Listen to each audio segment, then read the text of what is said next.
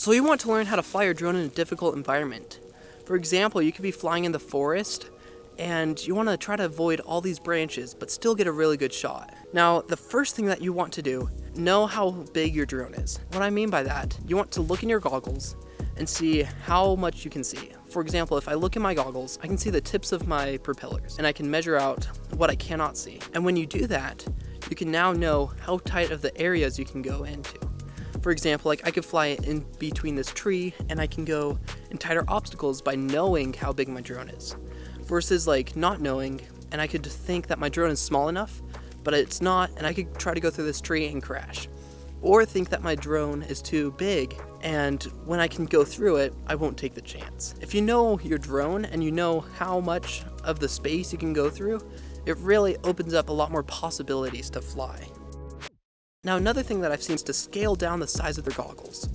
Now, that's the size of the image inside of it. And I've done this before, but I tend to not like it, but some people do. So you can focus on one spot and see everything without using like your peripherals and looking around the screen. So if you've been flying for a while, you might already know how to crash, but if you're new, you might not.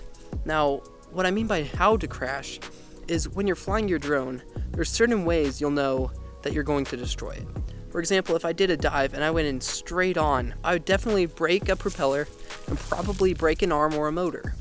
But if I went through and I knew I was going to crash, I could quickly try to land it flat or try to find like a tree or something soft that I could crash into.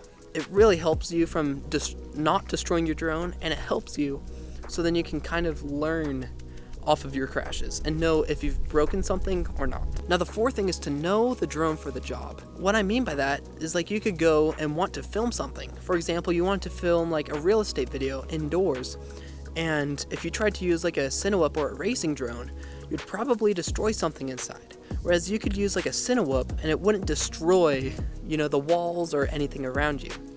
But if you tried to use like a Cinewhoop for freestyle, you're not gonna have the best luck. Same with like if you used a Cinewhoop for racing. But like for some other things, like you can use cinematic flying and freestyle on a freestyle drone. But like for a Cinewhoop, you can use like the cinematic flying and the indoor flying for that type of drone. Now, hopefully this can help you learn how to fly in tighter environments. I'm Saint Shaw, and keep flying.